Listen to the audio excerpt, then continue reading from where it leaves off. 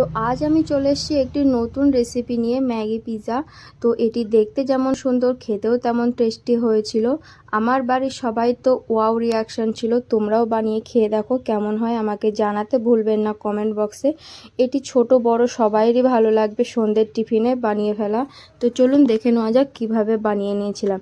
তো এটি বানানোর জন্য আমি 3টি ম্যাগি নিয়েছিলাম। তারপর জল গরম করতে দিয়ে আমি এটা হওয়ার জন্য এটা হতেও দিয়ে দিই। তারপর জলটা ঝরিয়ে, এটা সিদ্ধ হয়ে গেলে জলটা ঝরিয়ে নিয়ে আমি একটা বাটিতে নিয়ে নিয়েছিলাম ম্যাগিগুলো। তারপর আমি এটাতে দিয়ে দিয়েছিলাম 3টে ডিম, একটু পেঁয়াজ কুচি, একটু টমেটো কুচি আর একটু লঙ্কা কুচি। আমি লঙ্কাটা অল্পই দিয়েছিলাম কারণ আমাদের বাড়িতে এমন কেউ ঝাল পছন্দ করেন না।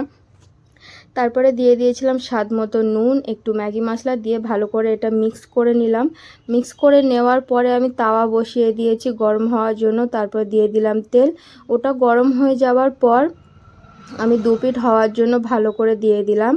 তো 2 পিঠ হয়ে যাওয়ার পর আমি নামিয়ে নিয়েছিলাম। ভিডিওটি কেমন লাগলো আপনারা অবশ্যই জানাবেন, লাইক শেয়ার কমেন্ট করবেন আর সাবস্ক্রাইব করে পাশে থাকবেন। দেখা হচ্ছে পরের ভিডিও।